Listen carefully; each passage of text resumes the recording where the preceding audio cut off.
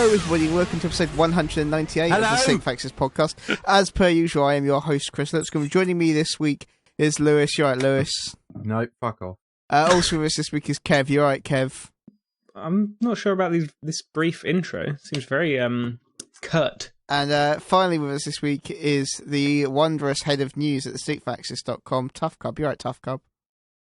Christ, I'm not Aaron who you say that. I'm not head of news. I'm joint head of news. Co-head of news. Yes. Hello. Sort of like a Hydra of news, or one of the Hydra heads of news. I don't. What's the like a two-headed Hydra would feel somewhat disappointing. Well, I mean, yes, but who's to say that they are the only two heads? You know. I suppose that's You cut one down, and two will, you know. Oh maybe God! it's only we just said there were like 10 Aarons. Or maybe 10 it was Tuffcubs. previously just a one-headed Hydra, and it's only had one slice to the head so far. So That's interesting. So do Hydras start with one head? maybe that's how they're born, or hatched. Probably hatched. They're quite lizard-like, I suppose. But it has been said I do give good head. So, yeah. Yeah, well, that's good then. I mean, that's tangentially relevant, but Took him all of 1 minute and 25 seconds.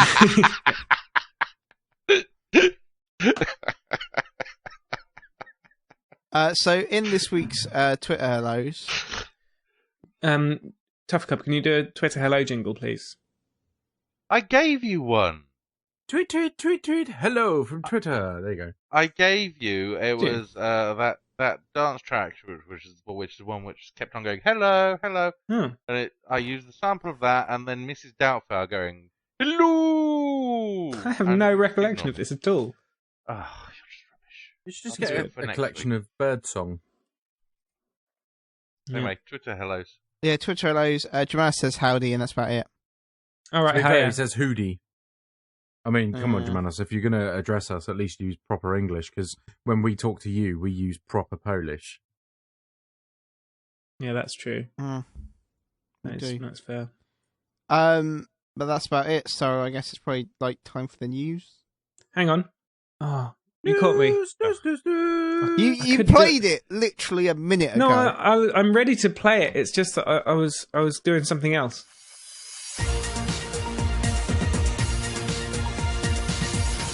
But before I do the news, if you were ready to play it, but you were doing something else, you were therefore not ready to play it. No, I was unwilling to play it. Like, Mildred. There is a big difference. yeah. That's fine then. I just wanted to get the semantics. To be fair, correct. there is a big difference between ready and unwilling, because the police have told me that several times. First in this week's news, pre-orders make you sad. So don't pre-order games. Pre-orders Very make sad. you sad. This What? was a study from the US Gaming the US Gaming Trends 2015 report. I just came to say hello. There. See? Yeah, there you That go. doesn't have Mrs. Doubtfire. Otherwise, That's what I was trying to do anyway. But anyway, in the Adobe US Gaming Trends 2015 thing report, they gathered data for consumer data combining over 4 million global visits to websites and 20 plus million engagements on social media platforms. Which you feel like there would be more social media-y stuff, right? it was because I wrote this up morning. They had a really weird collection of places they got data from, because obviously it was Facebook and Twitter, but then they went to Foursquare and places like That's kind of weird. But all right. and TripAdvisor and weird places like that. TripAdvisor? Yeah, it's like, why are you talking about games on there? Because, like, at least Foursquare kind of makes sense, because I could see you, like, checking into Foursquare when you go to the shop to pick the game up or something, you know? And be like, oh, hey, just gone to get my pre-order of whatever. But Weird. TripAdvisor? There was a very long list of weird websites they went to. It just sounds like they probably got, like, a standard social media tool and went, go on then, let's have a look. They do make social media tools, so maybe it's their one, and they just press the button for all the social media. We've checked our Bebo stats, and they turns out. Kev, you've gone away from your microphone again. No, sorry, I haven't. I just turned it down to shout at Kate. Okay. Turn it up enough. I did this last week. It's very annoying. Sorry. Anyway, yeah. Came to the edit. Yep. Anyway, so apparently it made, what is it, like 33% of people sad. pre-ordering Mad. stuff. That's weird. Why? I don't know. Doesn't explain why. What do you mean it doesn't? How can you have a study that just doesn't explain things?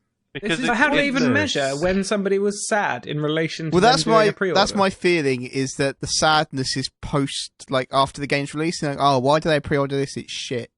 you can attach More emotions regretful. to when you do feeling sad on Facebook. Yeah, but you wouldn't do it no, but that's fine. I perfectly accept that. Like sentiment analysis is fine. It's not easy, but it's a well-established field. But it's the fact that they're not talking about when they feel sad. So are they placing the pre-order and immediately feeling sad? I think so. 'Cause I think that's what. Or is it? Because I imagine it would be like once you've got the game, you'd be like, "Oh, this is a bit rubbish. Why did I pre-order it?" Rather than was feeling this study sad about carried the out- act of pre-ordering it. Otherwise, you wouldn't pre-order it. Was this study carried out around the time of Shadow of Mordor? Oh, why do you hate Shadow of Mordor so much, Lewis? It's a fine game. It's fine. Better than fun if you believe No. ratings. It's got to be a weekly thing. We've got to put it in somewhere. Also, then I had an argument with Tuffcub about the fact that the Metal Gear Solid 5, The Phantom Pain, made more money on day one than the Avengers: Age of Ultron, by a factor of 2 to 1. Which I perfectly accept that, but I hate that stat because it's fucking stupid. It's a bit weird. Because it's because Call of Duty do it every year as well. It's like, oh, we were the biggest media launch. It's like, yeah, because it cost $60. Yeah. Nothing else costs $60. No one is going to cinema and paying $60. No, they're just lucky that people do play it. Because if you charge $60 to go and see Age of Ultron, it would have bankrupted the studio. Yeah, exactly. But I think the point is that, although I think it was Age of Ultron made 79 million its first day, but cost 250 million, whereas Metal Gear Solid made 170 or so and only cost 80. So basically, it was profitable within hours. Yeah. I think that's more kind of what they're trying to. Also, I'm point surprised out. that it only cost 80 million. That's really Really? surprising. Yeah, no, because Call of Duty costs loads to make. Doesn't cost 80 million. I'm sure it costs lots and lots to make Call of Duty because they include the marketing budget, and the marketing budget for Call of Duty is fucking massive. But there was a news story which we didn't report this week, but Del Toro was talking about Silent Hills, and he said that some of his ideas for the game eventually turned up in The Last of Us. Ooh. Which means they must have been working on Silent Hills for years. And that's Konami seem to have this problem where they just... and all Whoa, a Japanese. minute. Konami? Konami? Yes. Konami. Sorry, Konami. I was like, Konami! Konami, I don't know why I said that. you just got bored and were like, I'm just going to change the pronunciation for this word. Konami, yeah. I mean, normally All I'd the let it slide, but in this podcast, we are, it wouldn't be fair to just victimize one person's speech misdoings. Yeah, So- well, the point I was trying to make was that although Western games slip a little bit, that maybe we'll get a 6-month delay or possibly, at the most a year. Japanese games have a horrendous problem of slipping for years at a time, like the Gran Turismo's, Metal Gear Solid, got split into 2. Final Fantasy 13, was it? Christ, now how many times that got delayed. And it seems to be like a different culture how they work over there. They're quite happy to let their games develop for 6 or 7 years at a time, whereas over here it's 3 or 4 at the most. Also, just for reference, although Modern Warfare 2 only cost 50... Whoa. Well, we can't mock Konami or whatever he said. Yeah, it's fine. Modern Warfare 2. Modern Warfare. Modern Warfare 2 only cost $50 million to make, but It's very, very thin. had a marketing budget of $200 million, Have not much money for Modern Warfare. and that was only Modern Warfare 2. So I imagine it's only gone up as they do more and more ridiculous things to market that game series. A little wafer thin bit. Get Borat to market it. Didn't they I think at Modern E3 one Warfare. year they just rented out the whole of the Staples Center Which that seems like that would be expensive. Mm. Like, for a party, they were like, why don't you take the whole thing? It's pricey. But it worked, didn't it? Not really. People just talked about how stupid the event was for, like, that much money. Yeah, but how much does it make? Loads, but it would have made loads Exactly. anyway. They didn't have a party last year. That was really disappointing. Because up until the last Call of Duty, they had massive parties in London, and not. There was like, okay, you go and play the game, but then they had like Example and Oasis. Launch. I always find launch parties just weird. Oh no, the Modern Warfare ones were brilliant. All of them are really, really good. But yeah, the Destiny one the other week wasn't particularly fun. I've been to, what was it, Halo something? Halo Reach, maybe? And that was like a big one, but it was also just really odd. It's just, and why is, as always, why is the food tiny? Tiny They're food is pretentious. an industry standard. You have to have mini food. I want normal sized food occasionally. No, mini food. It has to be mini food. Just have a guy with like huge burritos. Then you can't. Seems like, quite costly. Yeah. In event That's preparation probably terms. much cheaper It than mini also- food. Mini food is really expensive because you Also, have to you get start like giving out fancy massive- caterers. Start giving out massive burritos. People will just be sluggishly walking across the arena. Exactly. Bloated, Yeah. full. Whilst they regret eating 5 pounds of food. Oh, I will never regret eating a burrito in my life. You can't walk up to Alicia Dixon and ask her about Halo while she's got a mouthful of burrito. Yeah, you If she's can. got a mini burger, she can discuss the pros and cons of the You game. can, and then also you can use the burrito Oh. to gesture with for added emphasis. I just remembered something. You'd be throwing rice all over the place. What did you remember? I haven't seen Sophie Ellis Bextor for years. No one I has. just. Oh my god, I haven't. She's busy looking good on the dance floor. What are the chances, No. Chris? This is not 2005. No, there was this. All right then, Lewis. What was our other hit?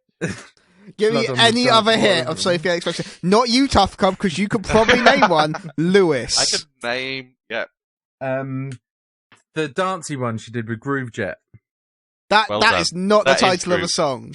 Yes, it is. Groovejet is that it's Spiller featuring Sophie Ellis Bextor. There it is, Track Groove called Jet. Groovejet. Ah, in your face, cock end. No, Hey, no, there's no need for because that. Lewis did not say the song was called Groove Jet. He said the song was with Groove Jet. Yeah. Anyway, can we get back to my point? Yes. The point is, you're just dropping names, Tough Club. No one's impressed. I When need to have I- like when- a name dropping sound effect, don't I? Yeah. Just, the way it- that it's be just allowed. a clang. Clank. Yeah. Like the QI one. When before Steph took over doing absolutely everything under the universe, and I had to go and do all the London stuff and go to the parties, Sophie Ellis Bextor was there every single bloody one. Maybe she just really likes games. Every launch. No, her husband, who's a guitarist in something. I want to say The Kills, but that's not right. No, it's not. It's He- bastards. Yeah, them. So he used to go everywhere and bring her with her. So I used to like prop up the bar with Sophie Ellis Bextor for quite a long time. I haven't seen her for ages. Bless her. The Feeling. He is the bass player Yes, in The there we go. Feeling. That band that no one Well remembers. googled. His name is Richard Jones. Is that the That's ones that did? She's a lovely. She's a lovely. No, that's Scouting for Girls, isn't it? Yeah, probably. I don't know. What did The Feeling do? Oh, good. We're talking about pop music. I'm having a good influence. Oh god, that's the wrong. What's the feelings song? Push the feet in on that one. I No, don't that's think it not is. The Feeling. No. Mm. That was Nightcrawlers. Um, No, it wasn't. Nightcrawlers was. Nightcrawlers did Push the Feeling On. The one with the saxophone went. I love that What's the song. one that goes? But that wasn't the lyrics. You know that one? That sounded like One Foot in the Grave theme tune or something. Might be not. That's 1 foot in the grave. they apparently did Fill My Little World. That sounds like a song I know. Whoa. Fill my little world right up. That one. I don't know.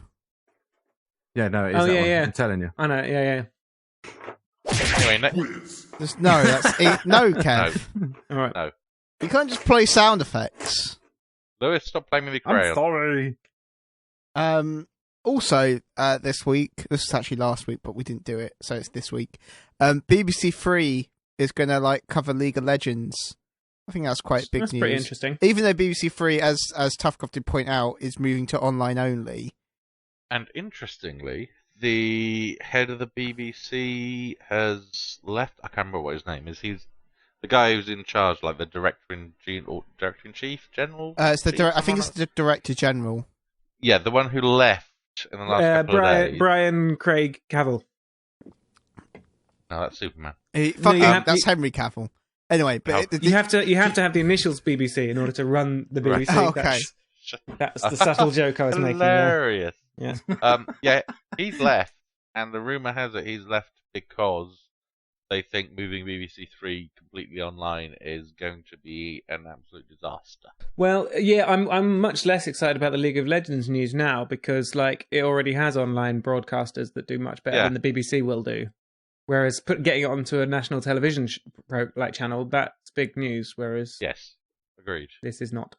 This is not. It's just online. I Again. still think it's relatively big news because it's still attached to the BBC.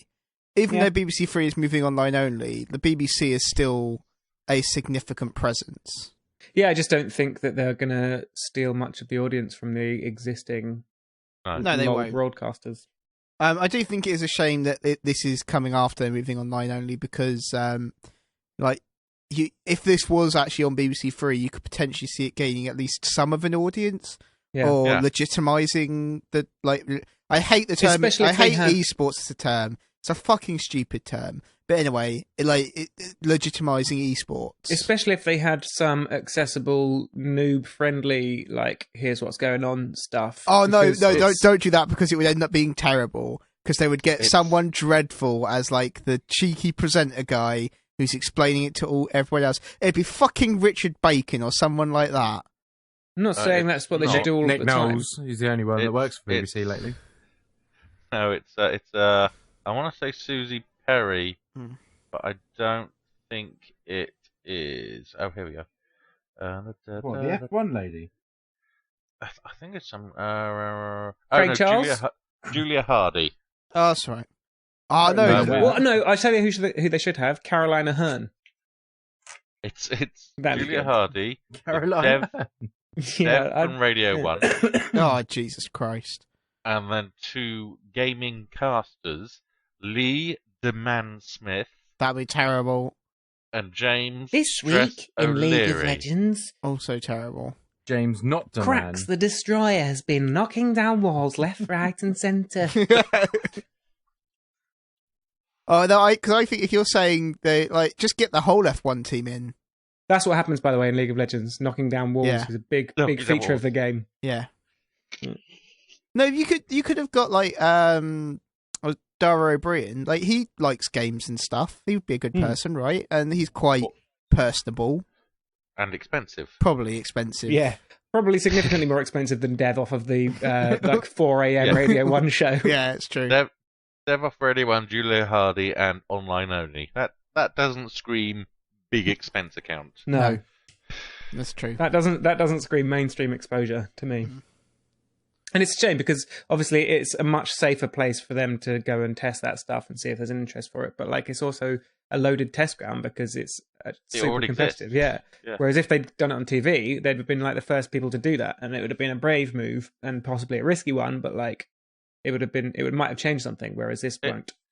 Yeah, I mean it's utterly ridiculous. That isn't a gaming show on telly. We have movie shows. We have. Oh, what was that one when we were in the 90s with Violet and Andy Peters? Oh, I can't remember what Violet's surname was. To be fair, I want to say Violet Beauregard. From... Looking up Julia Hardy, at least she does know about games and stuff. It's good they got a games person to do it, rather than generic presenter. No one want to comment on that element at all? No? Sorry, I was just Googling this 90s games show. What was the question?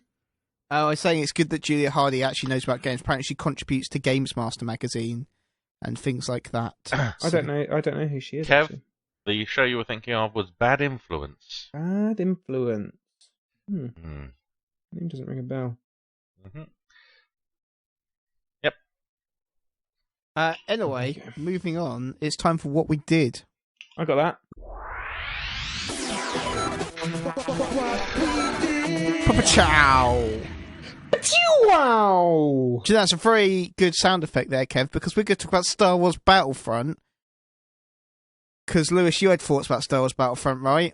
You spoke about it last week, and you hadn't yet played the Hoth mission. He's got, you wanted but Lewis to has got more thoughts. All right. Yeah, I've got more thoughts. Let me speak, will you? I was just saying that you've got more thoughts. I've also played it. Tuffcub's played it. I ain't. Yeah. Why did you not play it, Kev? It was like there and free all weekend. Busy, wasn't I? Oh, you stop being busy. Have nothing in your life, and then you'd be fine. But no, I'm going you've to got, Japan in 10 you've days. got other interests. 9 Jesus days. Christ! Going to Japan? Yeah, 9 days. What for? Holiday? Sushi. Place to go for a holiday. Yes, I played more Battlefront of the Star Wars variety. Yeah, when I spoke about it last week, I said that I wasn't overly enamoured by it, and it felt all a bit arbitrary. Yeah.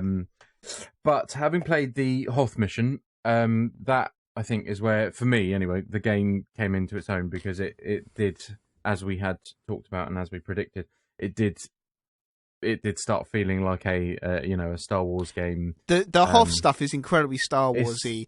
It's brilliant. It is also the worst part of the game by a huge no, it's margin. Amazing. I loved it. I absolutely loved it, and I loved it for the reason that because you could just play match after match and get used to all the all the different areas and where you pick up certain items and certain tokens and the trenches and stuff. You get to know your way around those as well. And I just loved it, because I went from just running around like a headless chicken, getting killed loads of times, to picking up the snow speeders when I was the rebel and managing to take down a few AT-ATs with the tow rope, and then also finding out the controls to all the A-wings, X-wings, TIE interceptors and TIE fighters and stuff. And I started to really find my place. Like, I was really good in the air, so I was quite proud of defending things and blowing shit up with all the lovely spaceships that they got.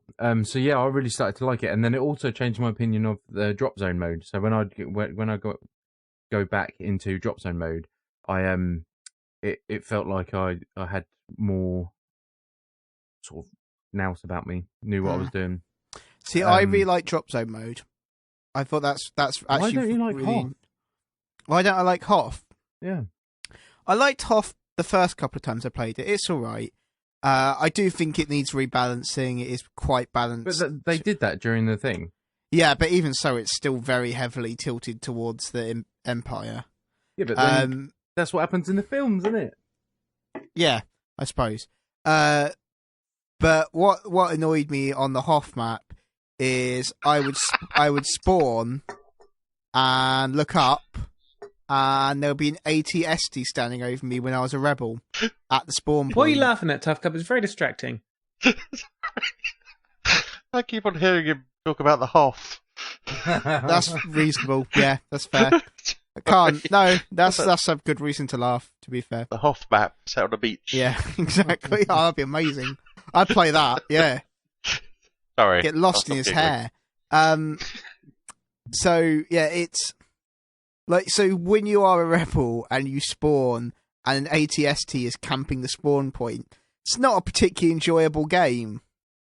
Yeah, I never once came across that. I came across that like 3 different times I played that mission. The only time I came across a bit of camping was when you are the Imperials and you come around the side of one of the mountains. When you're a rebel, on your map it's out of the combat zone, but you can stand there and pretty much pick people off as they spawn, which is a bit annoying. But the reason I don't think I came across it very often is because if you are the rebels and you actually want to win the match, you can't just stand there and spawn camp, because you'll just lose. Where you've got to go and do the missions as well. And there'll always be a few twats that do that, but sooner or later they'll get killed and have to find their way back, or we'll find somewhere else to piss off. Yeah, I do know.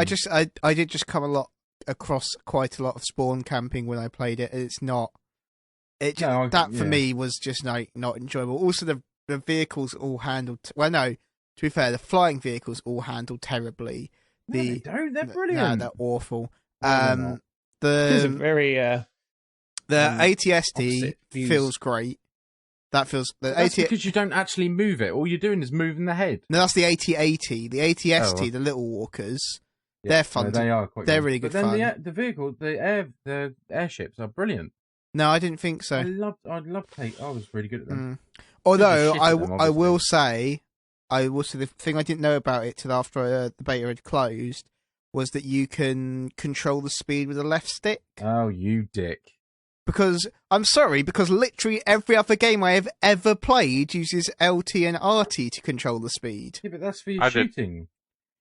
I didn't know that either. Yeah, That's why I crashed. it's No, not made. that's It's not- nowhere and is there's it the reason- mentioned. And there is the reason I love it, because you can control the speed No, with a simple nowhere, up and down. nowhere is it mentioned. So- at Hey, Lewis, all. do you remember when you couldn't work out how to zoom out on the map in The Witcher 3?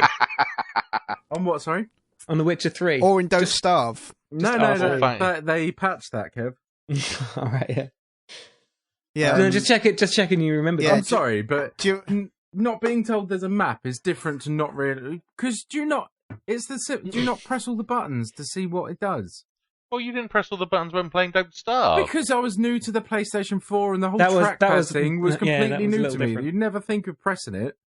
I would never think that a vehicle would use the left stick for speed. Why not? That seemed like the most logical thing to me. And when Because you're playing no it, other you game slow- does that. No you other slow game right, I you slow right down, and then you No. can do a No. good sharp turn, stop, follow, get the people off your No. tail, do a spin, speed up. I'm boost sure up. in the real game there'll probably be some sort of how to use Yeah, the vehicle when probably. you first get into it. Well, let's just say that you two didn't know you could do that and you hated the vehicles. I did know I could do it and I loved the vehicles in the air. It's like a bit like the difference between when you play Infamous Second Son correctly and you enjoy it. No, I'm sorry. Like I said before, if it isn't meant to play like that, it shouldn't have given me the option to play like it. Shit game. I feel like I'm doing pretty well with the references to previous material there. Sorry, listeners, if this is your first podcast. I'm making a lot of back jokes today. But no, I've really got impressed with it, and having listened to the details of the hero hunt, that sounds brilliant. But personally, will be for buying me, it. it was all about Drop Zone. Drop Zone is awesome. Yeah, but again, that's where I started. It is for me still a mode that has then arbitrarily had Star Wars smacked all over it. Yeah, but it still feels the gameplay is really good. Like, it feels really it's enjoyable. Just frantic though. It is enjoyable, but it is just chance basically. No, it's not at all. Did you see my video of the escape pod landing? No, did it land on top of you? I tweeted out a thing that just said, "Well, that was close," and it's a video of I was just walking around, and then the bloke goes, "An escape pod is incoming," and then it just lands right next to me. And I was just like, shit myself, and then it was like, "Oh, well, I'll guess I'll claim that one then." Yeah, it does happen. And And walked off. although you can't, because the order of the drop pods is randomised. But the locations stay the same. Yeah, the locations stay the same, so you can, like, if you're nearby, you can kind of wait a couple of beats when you see a drop pod's about to be released, just to see if it comes down right next to you. And I had that a couple of times, which is good. But it's not random at all. Like, it's not just random whether you win or not. Like, you have to play well to win. But it depends on who's on your team. That's random. Yeah, that is, but also you could just have a party, you realise. So you could just invite completely friends. Disagreed with me and then agreed with me in No, in but the same sentence. you could invite. Yeah, but it's What? not. Huh? Who? Oh. It's not random and No. arbitrary who Huh? wins. That If is your the team, least sophisticated argument. if your team plays well together, No. you will Team, win. Yep. Plays good. Yep. What? Whereas, like, and also you could play with your friends, right? I know you don't have many. You can't But- on the beta, dickhead. You can invite parties at the top. Yeah, but I didn't want to. Well, that's not my fault or the game's fault. That's your fault. So, do you think you guys would get the game if it once it comes out for real? I'm getting the game. I'm not playing with Chris though, because clearly he doesn't know how to control vehicles and will just be in drop zone all the time. I don't know. Fuck There's all the around. other modes that we couldn't try. I want to try Hero Hunt sounds amazing. I really want to play. What's in Hero Hunt? Hero Hunt is the 7v1. So when you spawn, you will spawn as it will randomly pick a player, and you will. I think it randomly picks a player at the start anyway, and you will spawn as a hero. Now, depending on what planet you're in, it will spawn you as either Luke Skywalker, Darth Vader, or somebody else. And then basically every other person playing is there to hunt you down, and you have to survive as long as you can.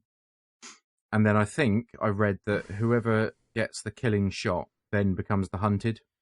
Okay, that's like in a lot of other games, though. I'm not saying it isn't. Jesus Christ. Okay. You are in a mood today, Chris. I'm not. I'm just saying that's not. Did I just say it sounds like the most original, exclusive idea I've ever heard? No, I just said I'm looking forward to playing it. Because I love the assassin... Alright. I love the assassin mode in Killzone 2, which is where they pick a random player and you become the target to be assassinated. That was really good. And it reminded me of that. I want to play the... I've nearly got to Skellige in The Witcher 3 now. There's the... Jesus Christ, take your time, Kev. There's the space combat like stuff they showed. I can't remember what it's called. Maybe dogfight mode or something. But it was in the beta. Is there space combat stuff? There was like a mode that was called something like dogfight, but it was greyed out in the beta. Obviously, there's one with the Millennium Falcon in the picture, but that's above a planet like Hoth. Like no, there was one that was like it was a picture of a TIE fighter and an X-wing. Because I was under the impression that there was no space battles. I don't know, but I'm sure it might be. It's not in space. Then maybe it's like in atmosphere dogfighting. Yeah, they said no space battles. I'm pretty sure. But but it looks like it's dogfighting in a way. So that could be interesting. Yeah. Well, it would be if you learn how to fly properly. Yeah, but I'm sure the full game will teach me, like Kev said. And then it's very hostile today. But the thing that still put me off is the lack of single player, like the lack of like a real campaign. The missions seem a bit wishy-washy. Yeah, I mean maybe there's more, but like if that's never been what Battlefront's been about though. It's always been about being on the front lines, being a soldier. I have to say though, when they announced that they were not doing the single player campaign and all that lot, I thought that was a bonkers decision, and no one's going to be interested. Blah blah blah. But actually, having played the beta so far. And Chris, obviously, we just discovered that your experience is different, but I didn't come across enough dickheads to warrant not wanting to get it. Which I'm sure will change when when it's released. I'm sure I'll spend 5 minutes on it and think, no, you fuckers. Yeah, that's kind of that's the other thing. Is like although I enjoyed this, I don't play a lot of online like FPS games. No, neither do I. And given that that's what this is, pretty much exclusively. I'm not sure I can justify £45 or whatever for it. What with Fallout 4 so close? Yeah. Like I would honestly rather get Call of Duty because I know it's not the same, but I've played the multiplayer in that, and the multiplayer in that was enjoyable. What I've played of it, and it will have the single player campaign, which I know isn't like it's not the longest campaign in the world, and it's not the most deep campaign in the world, but it is always enjoyable to play through. Like you can pick it apart for like 100 different reasons, but those campaigns are always satisfying to play through. And it has Katie Sackhoff in it. Does it? I don't know. Starbuck. Oh, okay, that's cool. And it's all like science fiction-y. That sounds pretty awesome. I have all the facts. You do. Science fiction-y bit sounds good though. So yeah, I'd play that. And also in the Call of Duty multiplayer, there is a class that can rewind time or something, and that sounds awesome. So I want to play that. How the hell does that work? Multiplayer. I think it rewinds time, but only for you or something. I'm not sure. Oh. Basically, because the idea is that the multiplayer is actually like a combat sim, so there's a character who can like hack the sim. And that's how time rewinds, which that actually makes sense. That's a good in-universe explanation for that power, I think. But yeah, I can't quite... I did read a thing and then I immediately forgot details of why it worked. Anyway, Tuffcub, what did you like Battlefront? I know you didn't like Battlefront. I played all the original ones on PlayStation 2. I think I picked one of them up, and then I played it all the way through, and then bought, I think it was 3 maybe on PlayStation 2. Yeah. And I literally played them one after another and got them all off eBay, and loved them. But yeah, I was kind of like, it was. I didn't feel it was anything particularly special, really. I felt it was just like Battlefield with a Star Wars skin. find anything particularly exciting about it, really. Yeah, didn't do much for me, I'm afraid. And yeah, the vehicles were terrible. All right then. Hmm. But you did like Transformers Devastation. There's a surprise. Firstly, on the front page of TSA, you picked Ravage as the icon. I did. So that's awesome. Indeed, it was. Ravage is pretty great. Yeah, it's surprisingly hard to review, obviously, because I look like Transformers. It's kind of like giving you a Batman game. Oh, I do like Batman, but I'm also very critical of bad Batman. Well, in terms of if you are a Transformers fan, or even not even much as a fan, but sat down and watched those cartoons, which none of you have because you're far too young. I have. Have you? Those cartoons were on when I was little. It's not that I'm far too young. It's just that I was a bit more mature. But it was. I think it was on in like reruns or something. But it was on. Yeah. Well, basically, if you enjoyed them, this is those cartoons made playable.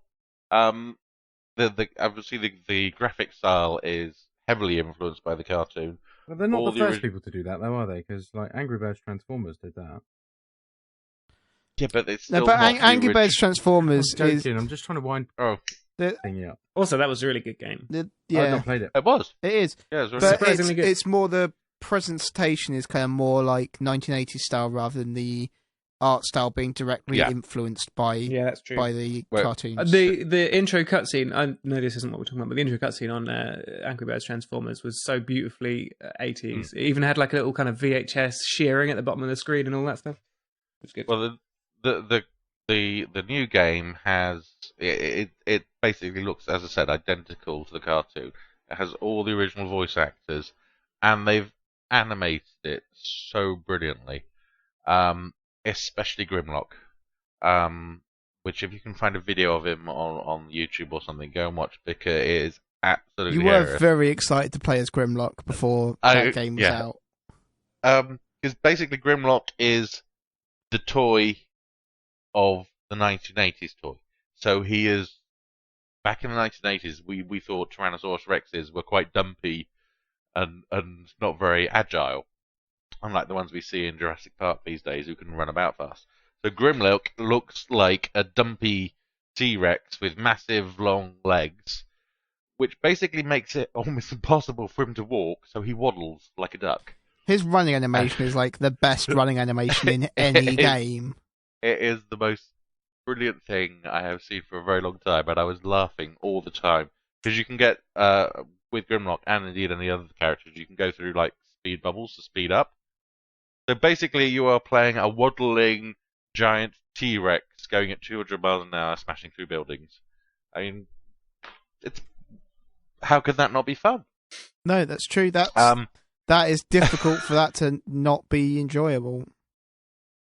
So anyway, the game is the usual "Oh dear, Megatron's taking over the world" thing.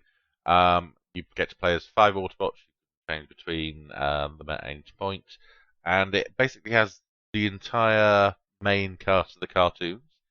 So Soundwave and Shockwave all turn up. And a lot of it, is punching people. Yeah. But it's got a very good combat mechanism, and you can buy new moves and basically upgrade it. But they've also incorporated transforming into the battles. And the game is the first one ever to get this right, because if you watch the cartoons, for example, Sideswipe is the Lamborghini, he'll race towards a Decepticon, transform midair, and then use the momentum to punch them, as you would, if you could do that. And you can do that in the game, whereas the previous games, like the Cybertron series, when you turned into your vehicle mode, you were basically like a hovercraft, and you didn't go very fast at all, and it had no advantages at all. But in this, you can attack someone, transform into a car, race around the corner, get some speed up, then transform back, and then hit them with a killer punch. And it's absolutely perfect. Yeah, it's great because it is like a crucial part of combat rather than just something like, oh, you can do this. This is an actual vital part of the gameplay. Yes, in fact, some enemies you can't kill without actually being in vehicle mode first, and then Yeah, well, I was transforming watching and you attacking play, at and the there's same like a time. lot of shields and stuff that if you want to punch through the shield, you have to turn into the vehicle and get the speed up, and then shift back suddenly and punch him in the face, or whatever. Yeah. So it's a lot of punching. And I mean, it moves at an incredible pace. The story, Devastator, who's like one of the big bad, he appears within about the first 10 minutes of the game, and you get to fight him. Oh, you and did then tell it was gradually Devastator the one you introduces- told us about that his dodge because he's a combiner. No, that's Menasor, who's the other combiner. Menasor's Devastator's made out of construction vehicles. Menasor is made out of a truck and 4 cars. So he turns up later, and you get to fight him. And so his dodge attack is, rather than get out of the way, he decombines, all 4 cars race off to the other side of the arena, and then he recombines back into the big robot. Which is pretty great. It is just amazing when you see that on screen. As you can probably tell, I was squealing all the way through at how many little nods they'd got. I mean, the into it. downside is none of them are Piranacon, who is awesome. No, have you bought it No, yet? I haven't bought Piranacon yet.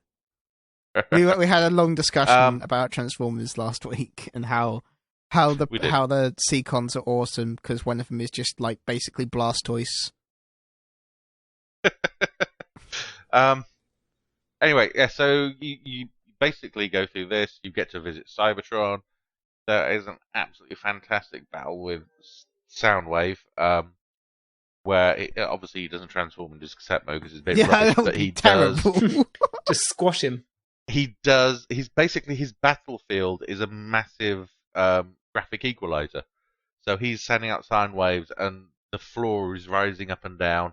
And he ejects Laserbeak, Buzzsaw, Ravage, Rumble, and Frenzy. So you get to fight all his 5 minions and him at the same time. That's pretty awesome, actually. Which is just brilliant. And yeah, it's short. That's the problem. It's not a problem, to be honest, because it's 6 hours long or so playthrough. And yeah, in terms of modern games, that is short. But it's a bit like The Order. I mean, that was short as well, but I enjoyed every single. I just think when you look at it as like a value for money proposition, though, it's not. It's like we need that mid-tier, particularly with DLC as well. You kind of like that. You need. Is it though? I kind of think it is because.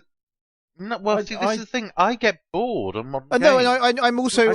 My argument is not that all games should be like 30 hours long because that is too long. But I also think the fact that you managed to play through this in an evening for £45 or whatever is probably too short. Yeah. I have to say though, you also have to take into account it's not just about the length of time that you're playing it. Like, so for Transformers and The Order, I mean, I've not played Transformers, I've seen little bits of it, but listening to you Tuffcub, you seem to have got so much enjoyment and nostalgia out of playing that game. Yeah. That it's almost like that money has not only given you 6 hours worth of entertainment, it has given you, a really good trip down memory lane, and you've had the time of your life playing it and exactly reminiscing. Whereas with The Order, yes, it was short, but I thoroughly loved The Order. And not only did I get 6 to 7 hours out of it, I got to experience still the best graphics on PS4. And then with the photo mode included, I spent hours, setting up shots for photo mode, which I really enjoy doing. It's all about what you get out of it. That's certainly true. It's not just the length of time that you're playing it for. Yep, you're completely right. It is what you get out of it, but I also feel that for many people, like, gaming is very expensive, and 40 and 40, like, whatever it would be, like £40 maybe, 40 to £45 I would guess, is a lot for a game that is 6 hours long, even if you get a lot out of it. And all I would say is that with DLC as well, is like it would be nice if publishers thought about introducing maybe like a price point at the RRP would be £40, so you're actually paying about £30 for it. To be fair to Activision, the Transformers is actually a tenner less than the normal price. Is it? It is. It so is an RRP of 45, I think. Have a look at how much I can get it for on Amazon. Yeah, I think it's 40 quid. It's been knocked down to on Amazon rather than all the PlayStation games are 45 or 49. Let's have a look. But yeah, I mean, no, as so Lewis, that is actually perfectly reasonable. On Amazon, Transformers Devastation on PS4 is £30.15, which is they Activision have done correctly there. That is I am willing to pay £30 for a game that is 6 hours long. When I know it's going to have DLC as well, I think that is a much more reasonable value proposition. and I have, as Lewis said, it's what you get out of it. I mean, in terms of, when I said in the review, if you're not a Transformers fan, you're going to get a good story and a nice beat 'em up, and that's it. If you are a Transformers fan, of which there are millions, then it's it is the best Transformers game that has ever been made, and it's really, really good. And I have been replaying quite a lot of it over and over again. I could buy it, or I could use that money to buy Snaptrap, and Snaptrap is pretty great. For the uninitiated, Snaptrap is a luminous pink and green turtle. He is the most 80s Transformer he is so 80s. And he's amazing. He's great. I love him.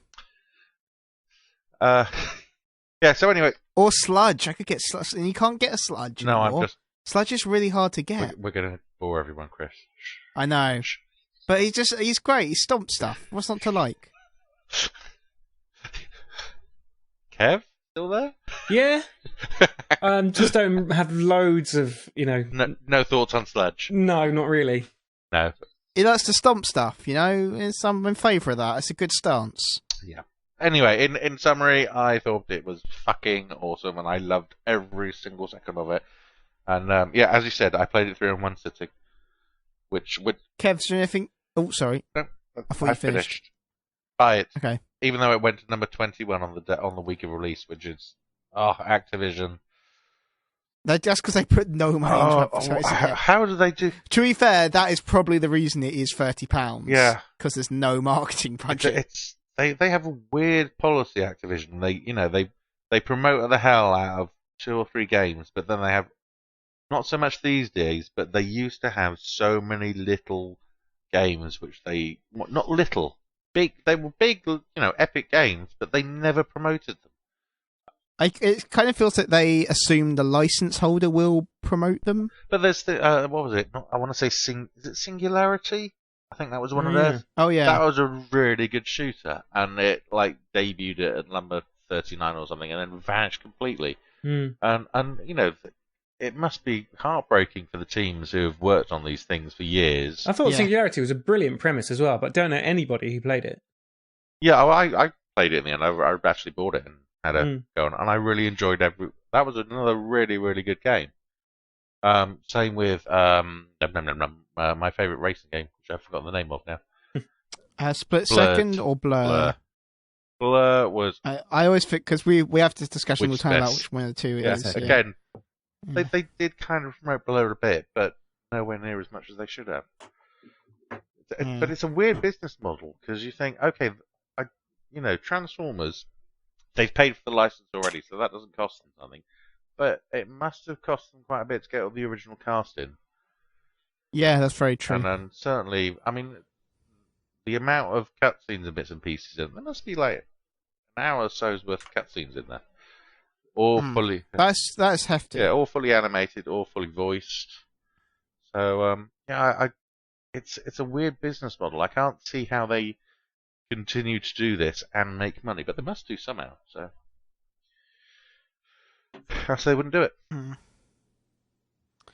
Anyway, Call of Duty, isn't it? Kev, did you have anything you want to talk about this week? Well, Kev? So the thing is, I probably haven't done anything new this week that Good. I haven't already spoken about. I've been trying to 100% grow home because I really enjoy it. I've had a great time playing it. I've got 96% of the crystals and 2 of the game's final collectible things to get. So I've kind of finished the main game, and then it's like, oh, there's another bit. Do you want to do that? And you go, yes. How long did it take to finish? Not long. Probably, I don't know, 5-6 hours, something like that. And that's it. Yeah, that's with extensive looking for other stuff as well. I mean, you can actually finish the core game probably quicker than that. But it's one of these games. It's got a very zen soundtrack, kind of music to meditate by kind of soundtrack to it, which I really like. And it kind of puts you into that trancey, just you're in the flow. You're just doing stuff, looking for crystals, exploring the little caves and stuff. I've kind of gone on a little bit of a trophy hunt, which is the first game I've done this on for ages, where I actually like want to find more things to do with it because I'm running out of things the actual games wanted me to do. I'd really wanted to, because there are thresholds with the crystals where you get new powers, and there's the other thing is that there's a data bank of the flora and fauna in the game, and once you collect all of those, there's a bonus for that too. I won't tell you what it is because it might spoil it, but I got that one first, and that gives you a nice addition to the game. But the crystals, you get a new power at 10% of the crystals, a new power at 20, then 40, then 60, then 100%. So there's a big gap between 60 and 100. And actually, there are 100 crystals in the game, so I don't know why it counts it in percentages, but maybe it's like your power as you're a little robot. So yeah, I've got 4 more crystals to find. And the other day, I opened up Google and did a search for like crystal map grow home, and then immediately closed the page because I was like, no, if I'm going to do that, then why am I even still playing? It's about the discovery. It's about finding them, but they are proving pretty tricky to find now. Because there's 2 suns in the world, and there's a day-night cycle, but the night is a lot shorter than the 2 days that you get. But at night you can see the crystals glowing from really far off, so that's the best opportunity to go crystal hunting. But there's now seemingly none visible, so that they're all probably in caves or somewhere hidden from just like gliding around, which is really fun. You can get these leaves and then you just use them as a hang glider, which is pretty good. There's a good trophy for like bumping your leaf against something, which makes you drop it, and then catching the leaf as you fall to the ground and then reactivating it, and it's called like shaken not stirred or something. It does feel pretty James Bond. But yeah, it's a really nice game. I know I already spoke about it last week, but yeah, I'm trying to get there with it, and then I'm going to play Broken Age. Oh, I started that on the way home from work. Yeah, I need to play that because that's on That's Plus. the one that I mentioned that is, I don't know if it's about mental illness or not. Well, we shall talk about that more next week. But now it's time for the quiz. Tuffcub. Hooray! Quiz is back. You have a quiz. Yeah. Yeah, and it's the best bit. Whose fault is that, Lewis? Yeah, well, I'm sorry, right? I don't get in too late, and then I'm running out of games to do, and it's just like people don't appreciate the movie quizzes. Otherwise, I'd be able to do them each week quite easily. But Well, this is a video game quiz, and because the questions are really quite difficult, there'll be 2 levels of scoring. You get You made it nice and simple then. Yep. 2. Well, you'll find out why in a minute. 2 points for a correct answer, and 1 point for being in the general area. Okay. All right. So the quiz this week is based on quotes. Quotes made by developers, CEOs, analysts, that kind of people. All the very big famous things that people have said over the past years about video gaming. Wow. Yeah. That's the difficult bit. If you can actually name who said it, then you get 2 points. If you can guess the company and their general position, then you will get 1 point. What about the game? If we can just guess the game that they're talking about. It's not necessarily about a game. It's just a Okay. something they have said during marketing or something like that. Okay? I predict 0 points for myself in this. yeah, I'm Alright. fairly going to be right there. with him. Just think of the big names who make stupid quotes, and you'll probably get a couple of them. So every answer is going to be Michael Pachter. He may why is feature. it? Oh shit! Why did I say that? Right, 1 to 10. Hang Ready? on. No, got fine. No, it's gone. I don't know where it's gone. I was looking for the Michael Pachter seagull. I can't find him. Imagine seagull noises. Quote 1. Microsoft will win the next generation. Sony will be playing catch-up. Quote 2.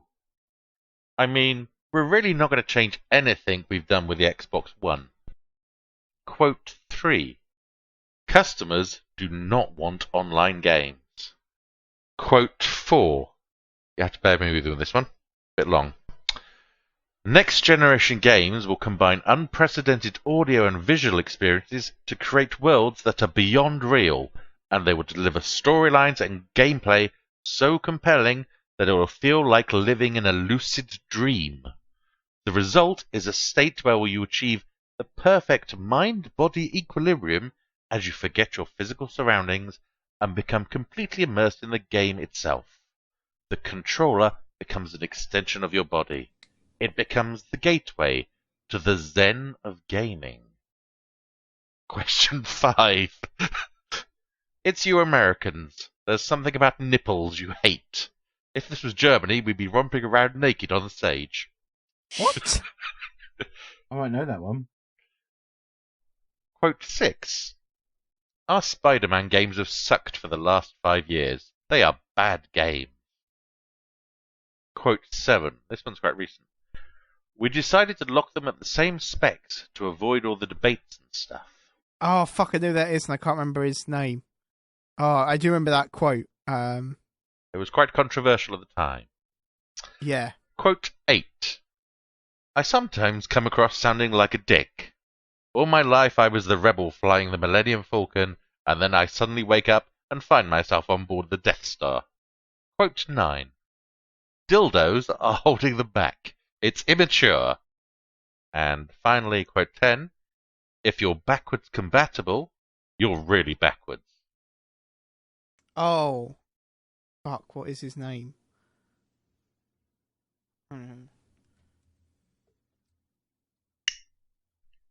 You're done? We have number 3 again, please. Number 3 was customers do not want online games.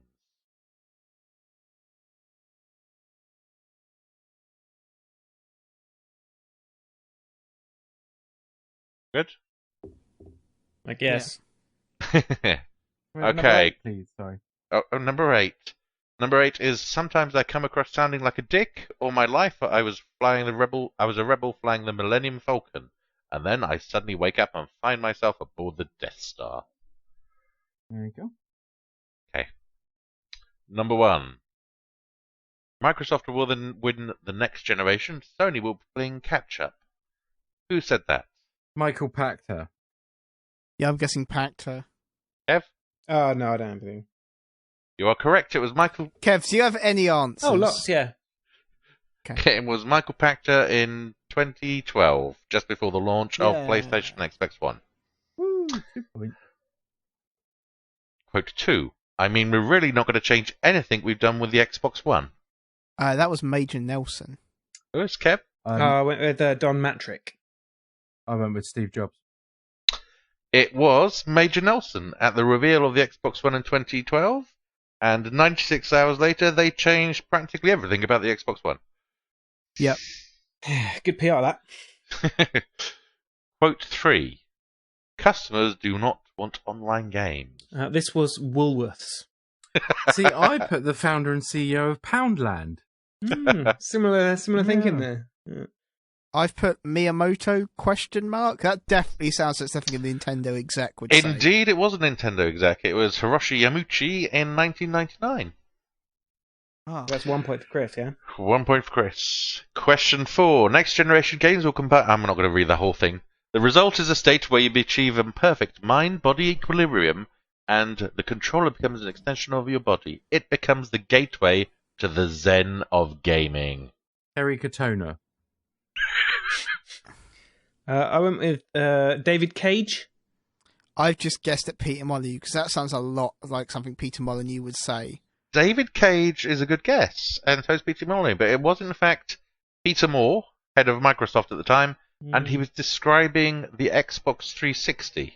Oh, wow. That was inaccurate. seems grand for what they delivered.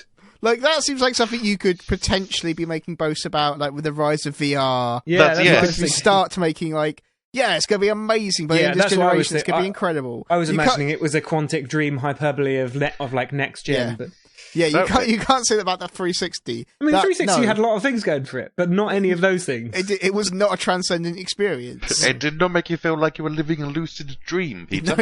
No, that is very accurate. It did not. So quote 5 was, "It's your Americans. There's something about nipples you hate. If this were Germany, we'd be romping around this naked on the stage." Heidi Ho Kojima. Nope. Kev, Hennig Vane. Nope. I'm just gonna say David Hasselhoff. Oh, Chris, bad timing. It was in fact Peter Molyneux. Ah, Talking about the watered-down sexual undertones in Fable in 2009. Question 6. Our quote 6. Our Spider-Man games have sucked for the last 5 years. They are bad games. I'm just gonna say Bobby Kotick because Activision have got that license.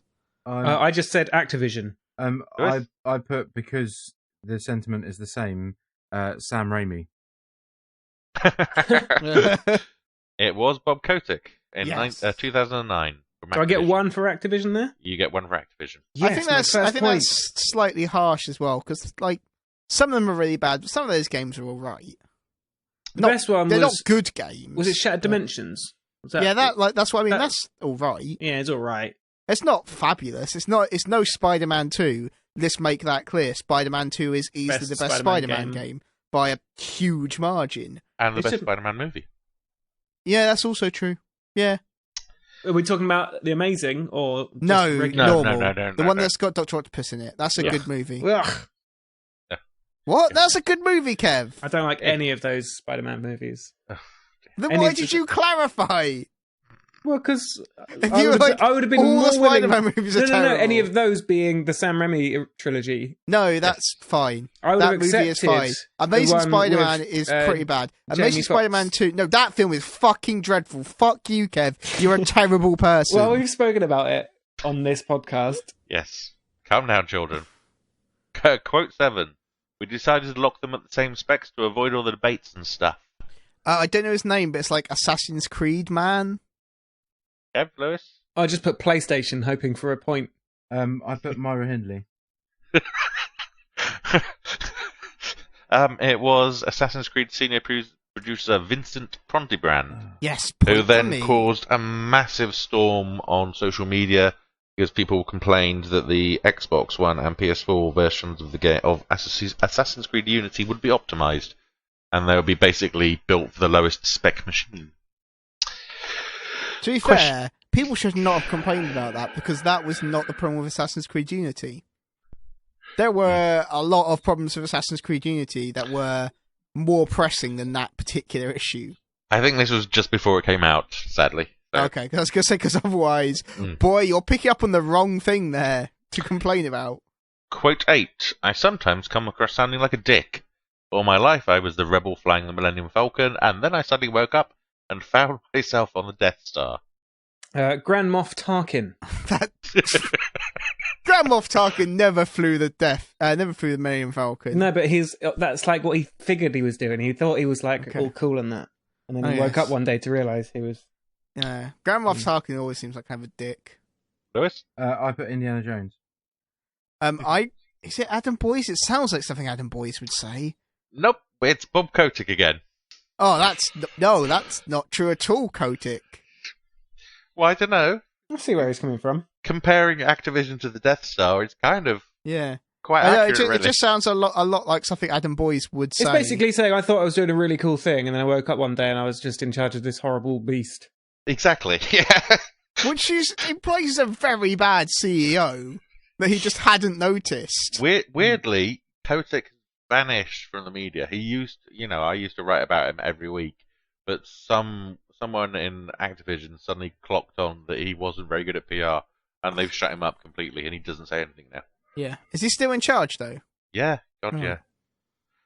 yeah. Just raking in piles of money. The Grand Which- Moff is just a rank in the Empire. Yeah, it's like I think after the Empire falls, they kind of become warlords, like the Moffs. It's interesting. Not very interesting, like No. a tiny bit interesting. Quote 9. Dildos are holding them back. It's immature. I just said and something... I just said something regarding Saints Row. It's about Saints Row, but I don't know who said it. It's Cliffy B.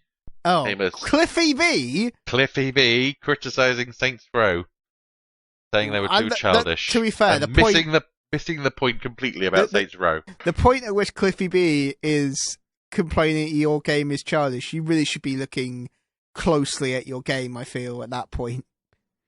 And finally, quote 10, if you're backwards... See, this is a trick one. If you're backwards compatible, you're really backwards. Wait, do we get any points for saying it was about Saints Row? Yeah, you can have one for that. Yeah. Yeah. This is a trick question. Because I'm pretty sure it's Don Matrick, but now you've told me it's a trick question. Jack Tretton. I put PlayStation. Nah, See, I think it's a Microsoft people, isn't it? Yeah, it was. I was sure it was Don Matrick. But that's why I always thought it was. That's why I got confused. Because it's a trick question. Because they said that, and then they went his backward compatibility. Exactly, Don Matrick at the launch of the Xbox One, and they recently revealed that it's amazing how many things they said about the Xbox One. You can't forget with the passing of time just how many promises they went. No, not that. Change. Abort. To be fair, the backwards compatibility thing was reversed after Don Matrick went somewhere. Far, far away. I presume they fired him into the sun or something. He went off to look after Zynga. Oh yeah, for much more money. Kev's boss. He's left now. Not anymore. And then he's and they replaced him with what's his name? What is his name? Adam? Mark Pincus. No, it's not. Well, that's the current boss the of guy? Zynga. You know, Tuffcub. You know what I mean? He dresses in like a hoodie and stuff at all the Microsoft events. Oh god, yeah, him. He's a twat. Yeah, but he actually knows about games. That's true. Are you talking about Mark Pincus, the current CEO of Zynga? No, we're talking about the guy at Microsoft. All right. What the fuck is his name? I'm going to look that up. That's annoying me. Anyway, it's slightly better than explaining that your console is a living lucid dream and the zen of gaming, I think, possibly. Yeah. Hey, don't you pick on Peter Moore. Peter Moore will cut you. Peter Moore will come at you. I did try and find some really embarrassing quotes by Sony, but they're actually not. There wasn't really too many of them. His name is Phil Spencer, by the way. I like Phil Spencer. Oh, Phil Spencer. the Kirsty and Phil guy. Yeah. That guy, yeah. That's Phil Spencer's all right. So how did we do with the scores? I got 2. Yeah, same. What's my notes thing? I got which I was quite pleased I got 2. 5, 6, 7, 8. No, I got 11, I think. So well, I think you win. I'm fairly confident. Well done. The person who is most entangled in games industry journalism. Well, I thought I'd give you a test. It's nice to have a quiz back on the show, isn't it? I'm willing to take 4 points off myself because now that you know what all of the scores are, sure. No, because I googled it. No, because Tuffcub talked to me about these quotes several weeks ago, and the first 2 were examples he used and told me who the person was, That's and true. I just remembered. Yeah, that's probably how you do know them. So I'm willing to take those 2 off because you read them out. I was like, yeah, you told me this in Slack like a fortnight ago. Well, we'll call it a draw always then. No, he only gave me 2 of them. I got all the other ones, Kev. Don't you take this away from me. I know where you live. We'll call it including the dildos one. Well done. All right, question time. Question time. Would you buy a season pass that hasn't been detailed at all? That's what Germanis says. It depends on the franchise, I guess. That's a really good question because that's happening a hell of a lot these days. Yeah, it is. What was the one? There was one the other day that was like £40 or something, or £30. There's one this week. Tomb Raider. There was a Tomb Raider one which they really didn't give much detail on it. This stems from Batman when they would announce that. They said, "Here's a season pass. Give us 40 quid. I'm not going to tell you what's in it." And then they had to backtrack quite badly. Yeah, see, I was very defensive of Batman at the time, and I was wrong. Like, it's a bad move. You can't announce it with no pricing, with no details. Sorry, you can't just be like, because that doesn't work in any other industry. You don't just announce the price of a thing and be like, "Well, what's the thing?" It's something that doesn't work anywhere else. Thing. Fallout 4. There we go. Fallout 4 Season Pass has been announced, and this is the exact quote from Bethesda. "Since we're still working hard on the game, we don't actually know what the DLC will be. but it's going to be at Yeah, least that's- $40 worth.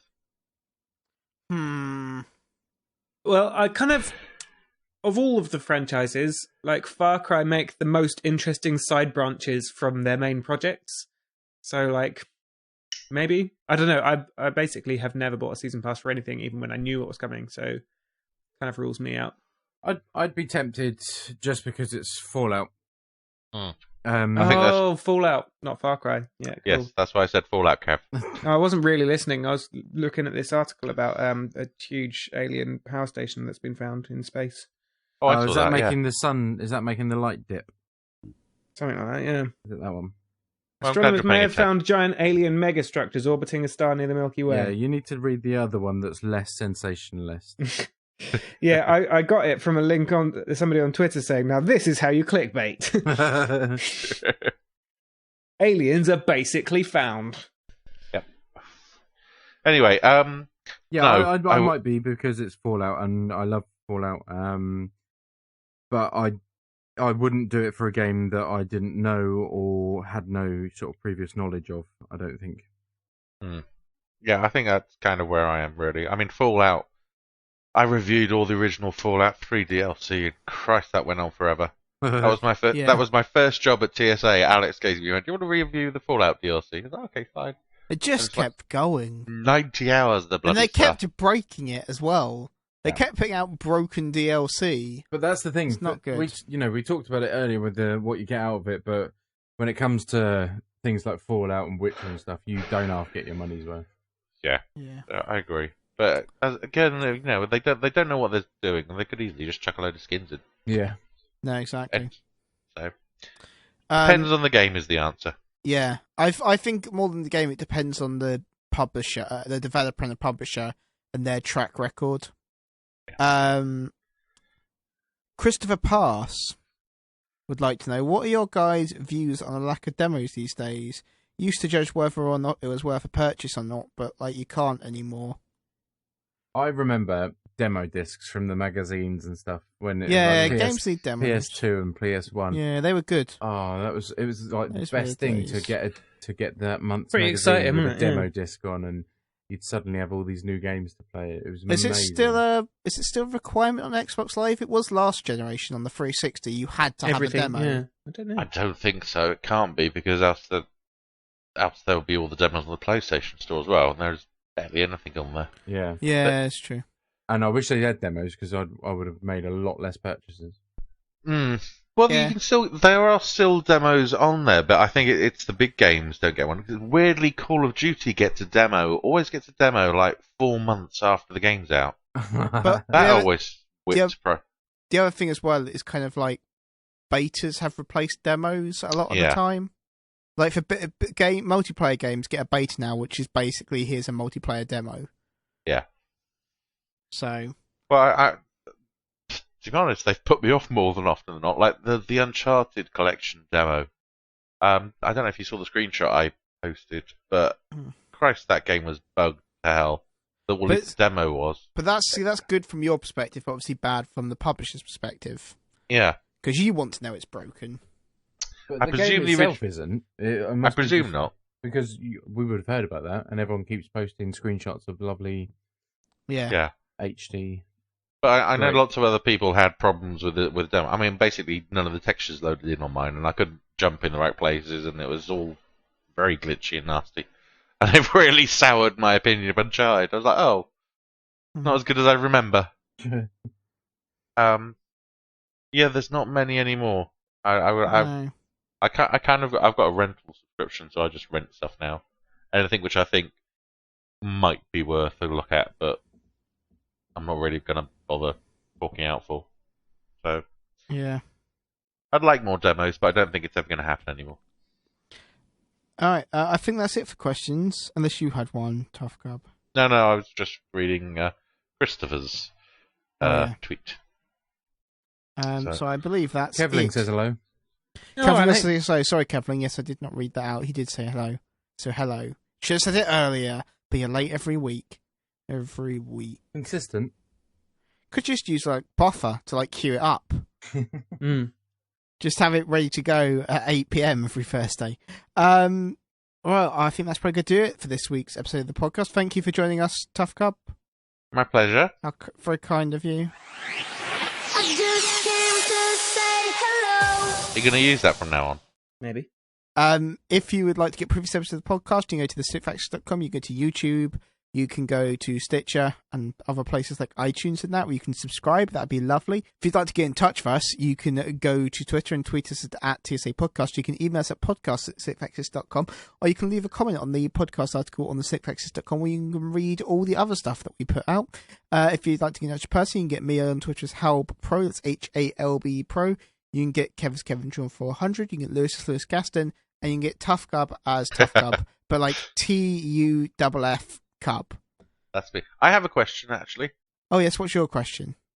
Last week's podcast, Yeah, what about it? when Lewis kept on saying hello very loudly all the way through of it, Yeah. was that on Kev's soundboard? No, that's that just was Lewis. That was real 'Cause time Lewis's voice. It's Lewis, it's just Lewis is very consistent. It sounded exactly the same every single time. Frustratingly consistent. That's actually Lewis. That one. Yeah, it's very difficult to prove, but That is, we promise you, that is genuinely Lewis. That is not on Kev's soundboard. Lewis is he's perfected being irritating so much that he can just control his voice perfectly. It's a bit I like, was laughing. hello! And then... Don't do that. No, that's weird. It's been some time since that's been brought back. Baby came out. Yeah, no, well, someone put them in the corner. Oh dear, Kris. Yeah, that's what we do. Anyway, so say goodbye, everybody.